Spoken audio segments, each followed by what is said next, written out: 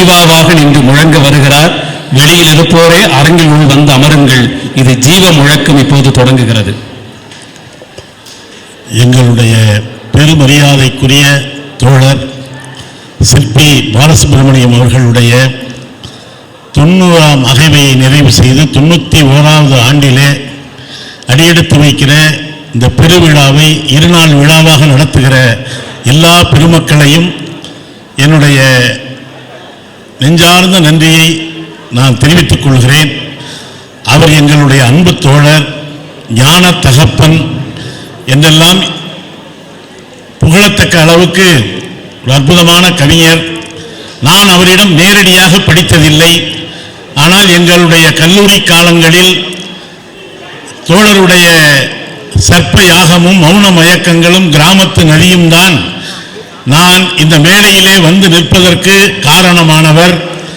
ஒரு வகையில் நாங்கள் ஏகலைவர் என்றாலும் அவர் ஒன்றும் துரோணர் இல்லை. ஏனென்றால் துரோணர்கள் எப்பொழுதும் அடுத்தவனுடைய கட்டை விரலை கேட்பார்கள். எங்களுக்கு 6வது விரல் முளைக்க வைத்த எங்கள் துரோணரை இந்த நேரத்திலே நான் வணங்கி மகிழ்ந்து, இங்கே இந்த கருத்தரங்கத்தினுடைய தலைவர், தமிழ்நாடு கலை இலக்கிய பெருமன்றத்தினுடைய பொதுச் செயலாளர் தோழர் அறம் அவர்கள், எனக்கு முன்னாலே பேசிய அன்பு தங்கை குரு ஞானாம்பிகை அவர்கள், அதேபோல அன்பு தங்கை மதிவதனி அவர்கள், முன்னிலை ஏற்றிருக்கிற பெருமக்கள், எதிரிலே நான் பெயர் சொல்லி அழைக்கிற அளவுக்கு பிரியமான பல பெருந்தகைகள் அமர்ந்திருக்கிறார்கள். இருந்தாலும் இது பசி நேரம். நான் பேச வருவதற்கு முன்னாலே மரியாதைக்குரிய கவிஞர் சிற்பி அவர்கள் என் காதிலே வந்து ஒன்று சொன்னார். அதனால்தான் அவரை தோழர் சிற்பி என்று நான் சொல்லுகிறேன். என்ன சொல்லி இருக்க வேண்டும்? இப்ப கூட சேதுபதி சொன்னாங்க, தங்கை பேச வருகிற பொழுது காமராஜர் குறைவாகத்தான் பேசுவார், எனவே நீங்களும் குறைவாக பேசுங்கள் என்று சொன்னார். ஆனால் என்னிடம் அப்படி சொல்ல முடியாது. ஏனென்றால் ஜீவா ஆள் இல்லாத கூட்டத்திலே கூட 2.5 மணி நேரம் பேசுவார். எனவே நான் 2.5 மணி நேரம் பேச மாட்டேன் என்கிற உறுதிமொழியை தேர்தல் காலம் என்பதால் நான் முதலிலேயே தந்து விடுகிறேன். ஏனால் தருகிற வாக்குறுதியை நிறைவேற்ற வேண்டும் என்கிற அவசியம் ஒருபோதும் யாருக்கும் இல்லை. என்னுடைய ஞான தகப்பன் சிற்பி என் காதிலே வந்து என்ன சொன்னார் தெரியுமா? சாப்பாட்டு நேரம் தவறுகிறது, நீ பசி நேரத்திலே தான் பேச வேண்டும், எனவே பேசி முடித்து விட்டு வா, நான் உன்னோடு சாப்பிடுகிறேன் என்று கவிஞர் சிற்பி சொன்னார். என்னுடைய பசியையும் இந்த அவையின் பசியையும் அவர் அறிந்திருக்கிறார் என்பதனால் தான் அவர் 90 ஆண்டுகள் நீடித்த நிலைத்த புகழோடு வாழ்ந்து கொண்டிருக்கிறார். உண்மையிலேயே இது பசி நேரம். என்னை பெருமக்கள் கொஞ்ச நேரம் பொறுத்துக் கொள்ள வேண்டும். நிறைய பேர் அரங்கத்தை விட்டு போய்விட்டார்கள். இருக்கிறவர்களை பற்றித்தான் நான் கவலைப்படுகிறேன். எல்லோரும் வெட்டித்தானே பிறந்த நாளை கொண்டாடுகிறோம் அல்லது அணைத்து கொண்டாடுகிறோம். மெழுகுவர்த்தியை அணைத்தும் கேக்கை வெட்டியும் கொண்டாடுகிறோம். ஆனால் எங்கள் ஐயா, எங்கள் அன்பு தோழர் சிற்பி அவர்கள் தமிழ் தீபத்தை ஏற்றியும் தமிழர்களை இணைத்தும் தன்னுடைய பிறந்த நாள் விழாவை கொண்டாடி கொண்டிருக்கிறார். இங்கே வெட்டுகிற வேலையும் இல்லை, அணைக்கிற வேலையும் இல்லை. நல்ல பசி நேரத்தில் தன் வாழ்நாள் முழுவதும் பசித்து கிடந்து பசி பற்றி பேசிய ஒரு தலைவனை பற்றி நான் பேச வந்திருக்கிறேன். இந்த பசி என்பது தற்காலிகமானதுதான்.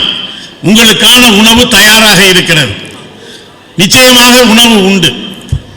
ஆனால் அடுத்த வேளை உணவுக்கு வழி இல்லாதவர்களை பற்றி யோசித்த ஒரு தலைவனை பற்றி நான் பேச வந்திருக்கிறேன். காலுக்கு செருப்பும் இல்லை, கால் வயிற்று கூழும் இல்லை, பாலுக்கு உழைத்தோமடா என் தோழனே பசையற்று போனோமடா என்று ஜீவா ஒரு பாடலை எழுதினார். ஏசி அரங்கிலே இருந்து கொண்டல்ல, ஒரு பஞ்சாலையினுடைய வேலை நிறுத்தத்தின் வாசலிலே நின்று கொண்டு ஒரு கசங்கிய காகிதத்திலே ஜீவா எழுதிய பாடல்தான் காலுக்கு செருப்பும் இல்லை, கால் வயிற்று கூழும் இல்லை, பாலுக்கு உழைத்தோமடா என் தோழனே பசையற்று போனோமடா. பாலின்றி பிள்ளைகளும் பட்டினியால் தாயழுவாள், வேலையின்றி நாமழுவோம், வீடும் சூடுமழும் என்று எழுதியவன் ஜீவா. இதே பொள்ளாச்சியிலே பிறந்த பெருமரியாதைக்குரிய தோழர் பாலதண்டாயுதம் முதலாக ஜீவாவை இதே பொள்ளாச்சியிலே பார்த்திருக்கிறார். எப்படி பார்த்திருக்கிறேன் என்று தோழர் பாலதண்டாயுதம் எழுதுகிறார். காட்டிலே இருந்து ஒரு தப்பித்து ஓடிப்போன ஒரு சிங்கத்தை சங்கிலியால் பிழைத்து கொண்டு வருவதை போல அப்போது அவர் பாலா ஒன்றும் பொதுவுடைமை இயக்கத்தில் அவ்வளவு தூரம் ஈர்த்து விடவில்லை, ஒரு இளைஞர் தான். இதே பொள்ளாச்சி நகரத்தினுடைய வீதிகளிலே ஒரு மனிதனை கட்டி இழுத்து வந்தார்கள், கையிலும் காலிலும் சங்கிலி போட்டு பொள்ளாச்சியின் வீதியிலே ஒரு மனிதனை இழுத்து வந்தார்கள். அவர் யார் என்று எனக்கு கூட தெரியாது, அவர் என்ன தவறு செய்தார் என்று கூட எனக்கு தெரியாது. பிறகுதான் தெரிந்து கொண்டேன், அந்த மனிதன் செய்த குற்றம் பகத்சிங் எழுதிய நான் ஏன் நாத்திகனானேன் என்கிற புத்தகத்தை மொழிபெயர்த்ததற்காகவே இந்த பொள்ளாச்சியின் வீதியிலே ஜீவாவை சங்கிலி போட்டு கட்டி இழுத்து வந்தார்கள். அதை மொழிபெயர்த்தவர் ஜீவா, வெளியிட்டவர் பெரியார். இருவருக்குமே சிறை தண்டனை. யோசித்து பாருங்கள், ஒரு புத்தகத்தை மொழிபெயர்த்ததற்காக உங்கள் பொள்ளாச்சியிலே ஒரு மனிதன் கை கால்களிலே விலங்குகள் பூட்டி இழுத்து வரப்பட்டார். அதே போல இங்கே காமராஜர் என்றால் எல்லோரும் எளிமையை சொல்வார்கள். நிச்சயமாக பெருந்தலைவர் காமராஜர் எளிமையின் திருவுருவம் தான். ஆனால் காமராஜரே பார்த்து வியந்த ஒரு எளிமை உண்டு என்றால் அது தோழர் ஜீவாவுக்குரியது. இருவருமே ஒன்றாக சிறையில் இருந்தவர்கள். வண்ணாரப்பேட்டை தொகுதியிலே இருந்து ஜீவா வெற்றி பெற்று சட்டமன்ற உறுப்பினராகிறார். அப்போது அங்கே முதலமைச்சராக மரியாதைக்குரிய ராஜாஜி இருக்கிறார். ராஜாஜி ரொம்ப குசும்பு பிடித்தவர். ஜீவா எழுந்து வண்ணாரப்பேட்டை தொகுதியிலே இருக்கக்கூடிய பிரச்சனைகளை பேசுகிறார். ராஜாஜி எழுந்து கேட்கிறார், என்ன ஜீவா, உங்களை போன்ற கம்யூனிஸ்டுகள் வாயை திறந்தால் ரஷ்யா அமெரிக்கா என்று வெளிநாடுகளை பற்றித்தானே பேசுவீர்கள், கடைசியாக வண்ணாரப்பேட்டைக்கு வந்து விட்டீர்களே என்று ராஜாஜி கேட்கிறார். ஜீவா என்ன பதில் சொல்லியிருக்க வேண்டும்? அப்போது ராஜாஜி அந்த அவையினுடைய தேர்ந்தெடுக்கப்பட்ட உறுப்பினர் அல்ல, எம்எல்சியாக இருந்து இந்த நாட்டினுடைய கவர்னர் ஜெனரலாக இருந்தவர் ஒரு மாகாணத்தின் முதலமைச்சர் நாற்காலியிலே உட்கார்ந்து இருக்கிறார். அதோடு ஒப்பிடுகிற பொழுது இது கொஞ்சம் குறைந்த பதவிதான். ஜீவா சிரித்துக் கொண்டே சொல்கிறார், என்ன ராஜாஜி செய்வது, எனக்கென்று ஒரு தொகுதி இருக்கிறது, அந்த மக்கள் வாக்களித்து என்னை இந்த அவைக்கு அனுப்பி இருக்கிறார்கள். உங்களைப் போல கொள்ளைப்புற வழியாக உள்ளே வந்திருந்தால் நான் யாரை பற்றியுமே பேச வேண்டிய அவசியம் இருந்திருக்காது என்று சொன்னவர் ஜீவா. அந்த ஜீவா எம்எல்ஏவாக இருக்கிறார். அவரோடு சிறையிருந்த பெருந்தலைவர் காமராஜர் முதல்வராக இருக்கிறார். தாம்பரத்திலே ஒரு பள்ளிக்கூடத்தை திறந்து வைக்க காமராஜர் வருகிறார். இங்கேதான் ஒரு குடிசையிலே உங்கள் சிறை தோழர் ஜீவா இருக்கிறார் என்று சொன்னவுடன் வண்டியை திருப்பி ஜீவாவையும் அழைத்துக் கொண்டு போவோம் என்று காமராஜருடைய முதலமைச்சருடைய வண்டி ஜீவாவின் குடிசைக்கு போகிறது. இரண்டு நண்பர்களும் பேசுகிறார்கள். காரில் வா ஜீவா, நான் அழைத்து போகிறேன் என்கிறார். நீ முதலில் போ, நான் வருகிறேன், நீ முதலில் போ, வருகிறேன் என்று காமராஜரை தவிர்ப்பதிலேயே ஜீவா குறியாக இருக்கிறார். கடைசியாக கேட்கிறார், ஏன் ஜீவா பிடிவாதம் பிடிக்கிற, எங்கோடு கார்ல வரக்கூடாதான்னு கேட்கிறார். காமராஜர் சொல்றார், தப்பா நினைச்சுக்காத காமராஜ், என்னிடம் இருந்தது ஒரே ஒரு வேட்டி சட்டை, அதை துவைத்து காய வைத்திருக்கிறேன், அது காய்ந்தவுடன் எடுத்து போட்டுக் கொண்டு வந்து விடுகிறேன் என்று சொன்ன ஒரு மனிதனும் தமிழக அரசியலில் இருந்தார் என்பதை இந்த தமிழ்நாடு மறந்துவிடக் கூடாது. அதுபோல அண்ணாவினுடைய நாவன்மை அதற்கு நிகரில்லை. தமிழ்நாட்டிலேயே முதலாக தமிழ்நாட்டு மக்கள் காசு கொடுத்து கேட்ட பேச்சு ஒன்று உண்டு என்றால் அது பேரறிஞர் அண்ணாவின் பேச்சுத்தான். இப்போதெல்லாம் கூட்டத்திற்கு வருவதற்கு பல வகையான உத்திகளை கையாள வேண்டி இருக்கிறது. அன்றைக்கு நான் ஒரு கூட்டத்துக்கு வேடிக்கை பார்த்துக் கொண்டிருந்தேன். கூட்டம் முடிந்து போகிற பொழுது எல்லோரும் அவரவர் அமர்ந்திருந்த நாற்காலியை எடுத்துக்கொண்டு போகிறார்கள். அப்படி சொல்லித்தான் அழைத்து வந்திருக்கிறார்கள். கடைசி வரை இருந்தால் போகிற பொழுது நீங்கள் அந்த நாற்காலியை எடுத்துக்கொண்டு போகலாம் என்று. கூட்டம் கேட்க வந்தவர்கள் அதை எடுத்துக்கொண்டு போனாலும் ஆச்சரியப்பட்ட கூட்டத்துக்கு தலைமை தாங்கினவரே அவர் சேர தூக்கிட்டு போயிட்டார். தலைவர் பதவியை யாருக்கும் விட்டுவிடக்கூடாது என்பதிலே ஒரு உறுதியாக இருக்கிறார் என்பதை அப்பொழுதுதான் புரிந்து கொண்டேன். அதனால்தான் அந்த கூட்டத்துக்கு ஒரு தலைவராகவும் இருக்கிறார். ஆனால் ஒரு சென்னையிலே ஒரு எழுத்தாளர் மாநாடு, அந்த மாநாட்டிலே அண்ணாவை பேச அழைக்கிறார்கள். பேச அழைக்கிற பொழுது அண்ணா கேட்கிறார் யாரெல்லாம் வருகிறார்கள் என்று. அன்னைக்கு தமிழ்நாட்டில் இருந்த தமிழறிஞர்களுடைய பெயரை எல்லாம் சொல்கிறார்கள். கடைசியாக சொல்கிறார் ஜீவா வருகிறார் என்று சொல்கிறார்கள். அற்புதமான நாவன்மை படைத்த அண்ணா சொல்கிறார், அண்ணன் வருகிறாரா? எல்லோரும் அண்ணாவை அண்ணா என்று அழைப்பார்கள். அண்ணா அண்ணா என்று அழைத்த ஒரு மனிதன் ஜீவாதான். அண்ணா வருகிறாரா? அப்படி என்றால் அவருக்கு முன்னாலே நான் பேசிவிடுகிறேன் என்று அண்ணா சொல்கிறார். ஏன் என்று கேட்கிறார்கள். ஜீவா பேசிய பிறகு அந்த மேடையை கையாள்வது கொஞ்சம் கடினம் என்று அண்ணா சொல்கிறார் என்றால் ஜீவா எப்படிப்பட்ட பேச்சாளர் என்பதை நீங்கள் புரிந்து கொள்ளுங்கள். நண்பர்களே, நான் இன்றைக்கு பசி நேரமாக இருந்தால் கூட மைக்கிலே பேசுகிறேன், நீங்கள் கேட்டுக்கொண்டிருக்கிறீர்கள். சொன்னால் எத்தனை பேர் நம்புவீர்கள் என்று தெரியவில்லை. ஜீவா மேடையிலே பேசிய காலம் மைக் இல்லாத காலம். ஆனால் கூட்டம் கடல் போல திரண்டிருக்கும். அத்தனை பேருக்கும் கேட்க வேண்டும் என்பதற்காகவே கத்தி கத்தி பேசிய தன்னுடைய 2 செவிகளும் கேட்காமல் போன தலைவன் ஜீவா, மறந்து விடாதீர்கள். கத்தி பேசியதினாலே அவருக்கு காது கேட்காமல் போய்விட்டது. ஜீவா எப்படி பேசுவார் என்று ஜனசக்தி பத்திரிகையிலே ஒரு கார்ட்டூன் போட்டிருந்தார்கள். எப்படி தெரியுமா? ஒரு இடத்துல நின்று பேச மாட்டாருங்க. இந்த மேடை முழுவதும் சுற்றி சுழன்று ஒரு சூறாவளி போல ஜீவா பேசுவாராம். வெள்ளக்காரன் வந்துட்டானேன்னா அப்படியே அவரே சொல்றாருங்க, நீ பாரதியை பற்றி பேசினால் பாரதியாக மாறிவிட வேண்டும், கம்பனை பற்றி பேசினால் கம்பனாக மாறிவிட வேண்டும், தொழிலாளியை பற்றி பேசினால் தொழிலாளியாக மாறிவிட வேண்டும். அப்படியே கர்ச்சிப்பாராம், குமுறுவாராம். உண்மையிலே நடந்த செய்திங்க. அப்பெல்லாம் கம்யூனிஸ்ட் கட்சிக்காரங்களுக்கு பெரிய மேடையெல்லாம் கிடையாது. இப்பவும் இருக்கான்னு கேட்காதீங்க. மாட்டு வண்டியில் நின்றுதான் ஜீவா பேசியிருக்கிறார். அவிழ்த்து விடப்பட்ட மாட்டு வண்டி, பட்டுக்கோட்டையில் பேச ஆரம்பிக்கிறார். குதிச்சு குதிச்சு பேசுறாருங்க. நான் வெள்ளக்காரங்க பண்ற கொடுமையெல்லாம் குதிச்சு குதிச்சு பேசுற வண்டி என்ன ஆகும்? வண்டி கிளம்பி போயிட்டே இருக்கு. ஜனங்க ஒரு இடத்துல உட்கார்ந்து கேட்க முடியலைங்க. ஜனங்களும் வண்டி கூடவே போயிட்டாங்க. அந்த கூட்டம் முடிஞ்ச உடனே இந்த போலீஸ் ஸ்டேஷன் இன்ஸ்பெக்டர் வந்துட்டாராம். ஐயா, மற்றவங்க பேசினா எந்த இடத்துல பேசுவாங்கன்னு சொல்லி அனுமதி கேளுங்க. இவர் பேசுறாருன்னா எங்க ஆரம்பிச்சு எங்க முடிப்பாருன்னு சொல்லி அனுமதி கேளுங்க. ஏன்னா எங்க ஸ்டேஷன் லிமிட்டை விட்டு அடுத்த ஸ்டேஷன் லிமிட் வரைக்கும் போயிட்டாருங்கன்னு சொன்னாங்களாம். ஏனென்றால் அவருக்குள்ளே இருந்த அந்த ஆவேசம் அப்படி அவரை பேச வைத்தது. சொல்லிக்கொண்டே போகலாம் நண்பர்களே. அண்ணாவால் மதிக்கப்பட்ட தலைவன், எல்லாருக்கும் தெரிஞ்ச செய்தி தான். ஒரு நாள் சென்னையிலே இறங்கி மரியாதைக்குரிய அப்பா நெல்லை கண்ணன் போன்றவர்கள், தமிழறிவு மணியன் போன்றவர்கள் சொன்ன செய்தி தான். ஒரு புகைவண்டி நிலையத்திலே இறங்கி ஜீவா வருகிறார். எதிரிலே ஒரு தோழர்களிடம் ஒரு டீ வாங்கி தருகிறாயா என்று கேட்கிறார்.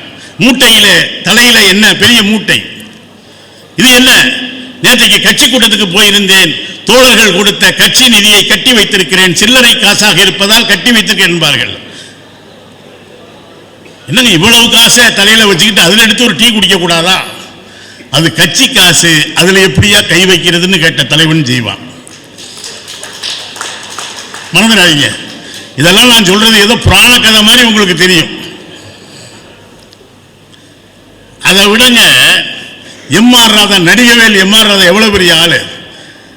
அவர் ஒரு செய்தி சொல்றாருங்க. எல்லாரும் இலக்கியத்தில் கிளி விடுத்துவது, அன்னம் விடுத்துவதெல்லாம் கேள்விப்பட்டிருப்பீங்க. ஜீவா என்கிட்ட அடிக்கடி ஒரு கடிதத்தை கொடுத்து ஒரு இடத்துல கொண்டு போய் ஒரு ஸ்கூல்ல ஒரு இடத்துல கொடுத்துட்டு வர சொல்லுவாரு. நானும் கொண்டு கொடுத்தேன். நான் நினைச்சேன் ஏதோ ரகசிய கடிதம் போல இருக்கு, கட்சிக்குள்ள ஏதோ தலைமறைவா கொடுத்துக்கிட்டு இருக்காருன்னு. ரொம்ப நாள் கழிச்சு தான் தெரிஞ்சிச்சு அவருடைய காதலி பத்மாவதிக்குத்தான் அந்த கடிதத்தை அவர் என் மூலமாக கொடுத்து கொண்டிருக்கிறார் என்பது அப்புறம் தான் தெரிஞ்சது. நான் ஒரு நாள் கேட்டேன், நீங்க கடிதமா கொடுத்தீங்களே புரட்சி வெடிச்சுச்சான்னு கேட்டேன். அதுக்கு இவர் சொன்னாராம், யாரு ஜீவா, புரட்சி வெடிக்கவில்லை, காதல் புரட்சி வெடித்து விட்டது என்று சொன்னாராம். அப்ப ராதா சொன்னாரா, நான் கூட பயந்து பயந்து ஒழிச்சு கொண்டு போனையா அந்த கடிதத்தை, நீ முதல்லயே சொல்லியிருந்தா சிரிச்சுக்கிட்டே கொண்டு போயிருப்பனையான்னு சொன்னாராம். அதே போல நண்பர்களே, கலைவாணரோடு மிக நெருங்கிய, நேரம் இல்லை, கலைவாணரோடு மிக நெருங்கிய தொடர்பு கொண்டவர். ஜீவாவினுடைய தலைமறைவு காலம் குறித்தே ஒரு நூல் எழுதலாம். கலைஞர், முத்தமிழறிஞர் கலைஞர் ஒரு நாள் கலைவாணரை பார்க்க வர்றார். பார்த்தா ஒரு சாமியார் நல்ல முட்டை அடிச்சு மீசையெல்லாம் எடுத்துட்டு கொட்டையும் பட்டையும் உட்கார்ந்துருக்கார். கலைவாணர் வீட்டில் சாமியாரா? கலைஞருக்கு ஆச்சரியம். யார் இவருங்க, புது சாமியாரா இருக்காரு? அதுக்கு கலைவாணர் சொல்லியிருக்காரு, இவர் தான் மாஸ்கோ சாமியார், மாஸ்கோவில இருந்து வந்திருக்காருங்கிறார். மாஸ்கோவிலையும் சாமியார் இருப்பாங்க. இவர் சொல்றாரு, இவர் மாஸ்கோவை பிடிச்சதுனால சாமியார் ஆயிட்டார் அப்படின்னு. அப்புறம் தான் தெரியுது, தோழர் ஜீவாவைத்தான் அங்கே மாறு வேடத்திலே வைத்திருந்தார். பேரறிஞர் அண்ணாவோட வீட்டிலே மாறு வேடத்திலே தலைமறைவு காலத்தில் இருந்திருக்கிறார். நான் ஒன்றை சொல்லி நிறைவு செய்வேன் நண்பர்களே. மகாகவி பாரதி இன்றைக்கும் கூட அடிபடுகிறான். வருத்தமாக இருக்கிறது. இன்றைக்கும் பாரதியை கொண்டு போய் எங்கேயாவது சேர்த்து எந்த அக்ரஹாரம் அவனை ஒதுக்கி வைத்ததோ அவனை ஒரு அக்ரஹாரமாகவே இன்னும் சிலர் பார்க்கிறார்கள். அவன் வாழ்ந்த காலத்தில் அவனை விட சுயசாதியை விமர்சனம் செய்தவன் வேறு யாரும் இல்லை. அவன் சுயஜாதி அவனை அந்த அளவுக்கு ஒதுக்கியது. ஆனா இன்னைக்கு என்னன்னா, ஒருவனை பிறந்த ஜாதியில் பிறந்ததாலேயே ஒதுக்கி வைப்பதும் கூட ஒரு வகையான மனு அநீதிதான்.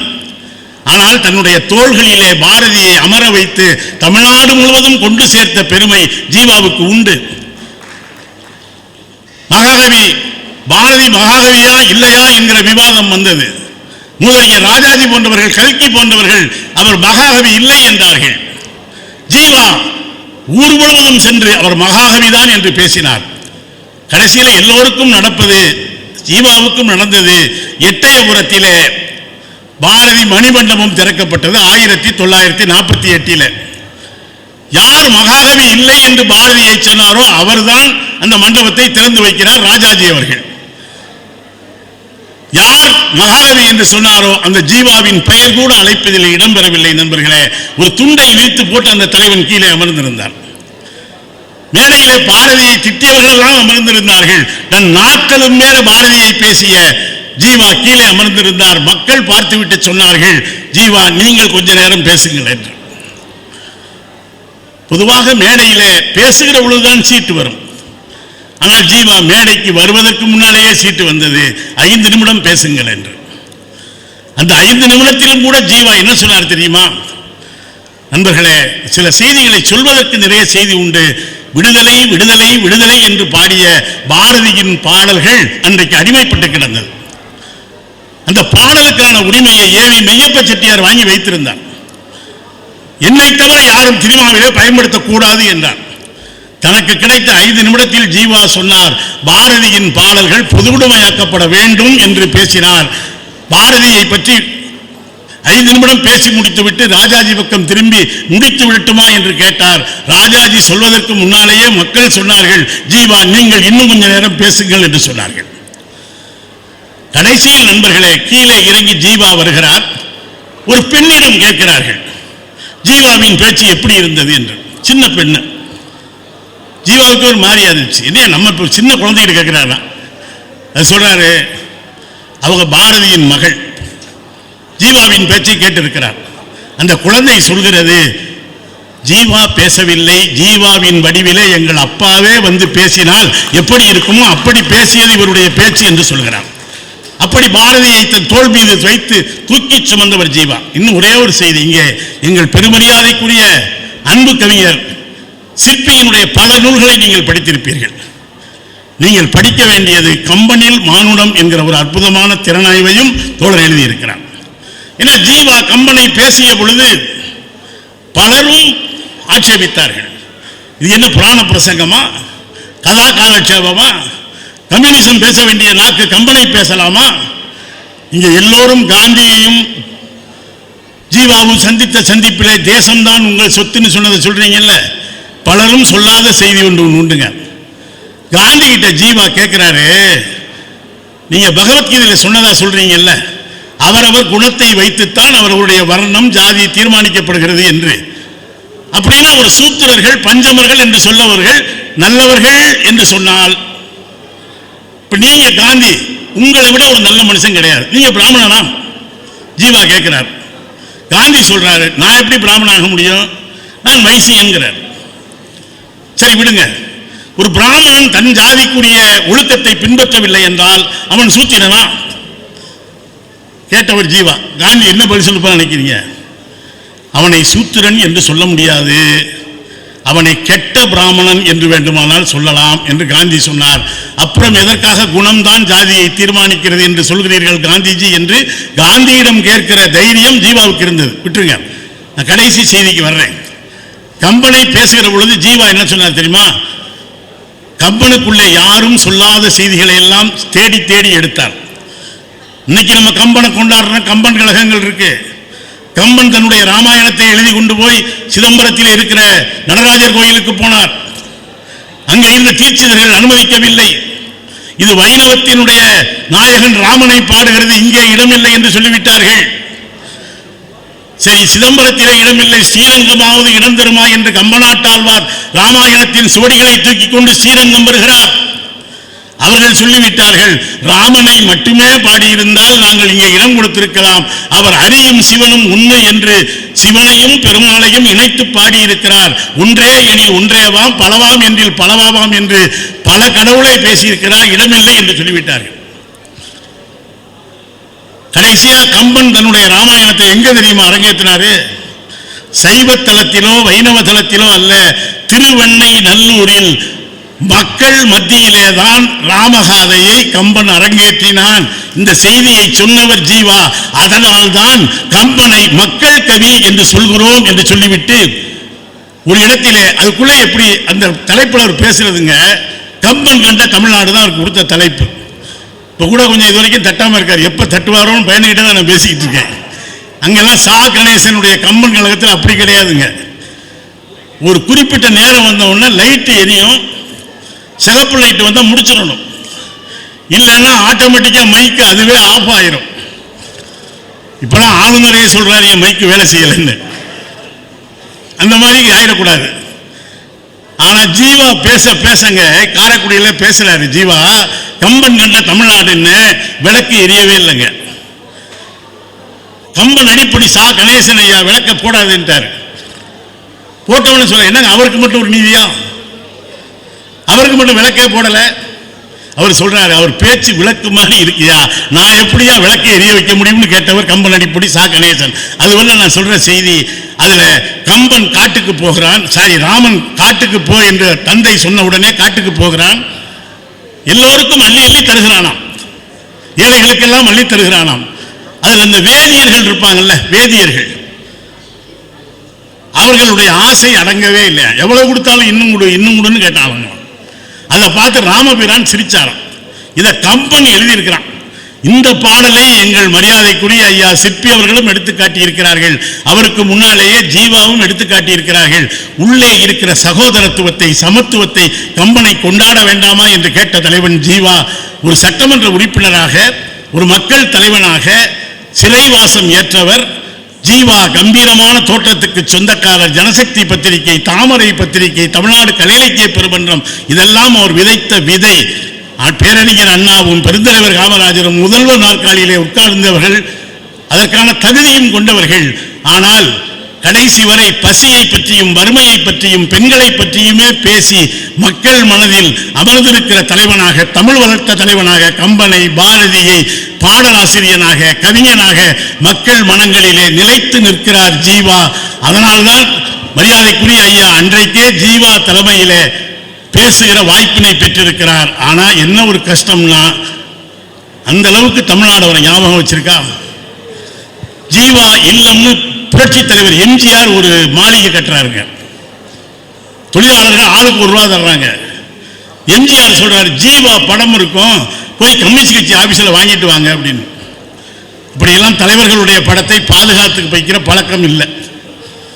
வந்து பார்க்கறாங்க, எல்லா படமும் அவ்வளவு நல்லா இல்லை. எம்ஜிஆர் போய் சொல்ல முடியல. அன்றைக்கு தலைவராக இருந்த கல்யாண சுந்தரம் எம்ஜிஆர் போய், அவ்வளவு நீங்க கேட்கிற மாதிரி அவ்வளவு நல்ல படம் இல்லைங்களே அப்படிங்கிறார். எம்ஜிஆர் சொல்றாரு, என்னையா உங்க ஆபீஸ்ல இல்லையா? எம்கே சமாளிச்சிருக்காரு, எப்படி ஜீவா உங்கள் இதயத்திலே வாழ்கிறாரோ அப்படித்தான் எங்கள் இதயத்திலும் வாழ்கிறார் அப்படின்னு சொல்லி சமாளிச்சிருக்காரு. பிறகு ஜீவா இல்லம் தான் இன்னைக்கு வரைக்கும் சென்னையில் இருக்காது, வேறு விஷயம். ஜீவாவின் குரல் கூட இந்த ஆண்டு தாங்க அது கண்டுபிடிக்கப்பட்டது. எனவே கொள்ளாத மனிதர்கள் சொல்லாத ஒளியவை நல்லோரை எல்லோரும் கொண்டாடணும் அப்படின்னா அந்த சிகப்பு ரோஜாவை எல்லோரும் கொண்டாடுவோம். அதுதான், அதனாலே தான் இந்த தமிழ் வளர்த்த நல்லவர்கள் தலைவர்கள் வரிசையிலே தோழர் ஜீவாவையும் இணைத்திருக்கிறார். தமிழ்நாடு கலை இலக்கிய பெருமன்றத்தின் ஆதி விதைகளில் ஒருவராகிய எங்கள் அன்பு தோழர் சிற்பி அவர்களுக்கு அதிலிருந்து உருவான தமிழ்நாடு முற்போக்கு எழுத்தாளர் கலைஞர்கள் சங்கத்தின் சார்பில் 90 அல்ல இன்னும் பல 100 ஆண்டுகள் நீங்கள் வாழ்ந்து வழிகாட்ட வேண்டும் என்று வாழ்த்தி, பசி நேரத்திலும் உண்மையிலேயே பசி காதடைக்கிற நேரம், நெருப்பின் மத்தியிலே கூட தூங்கிவிடலாம் என்று சொல்வார்கள். ஆனால் இந்த பசி நேரத்திலும் ஐயா சிற்பி மீது கொண்ட பாசத்தாலும் ஜீவா மீது கொண்ட நேசத்தாலும் என் வார்த்தைகளை பொறுத்து கொண்ட உங்கள் அத்துணை பேருக்கும் என்னுடைய அன்பையும் நன்றியையும் வணக்கத்தையும் சொல்லி என் வார்த்தையை நிறைவு செய்கிறேன். நன்றி, வணக்கம். நன்றி தோழா. தமிழுக்கு அமுதென்று பெயர் என்றார் பாரதிதாசன். அந்த அமுது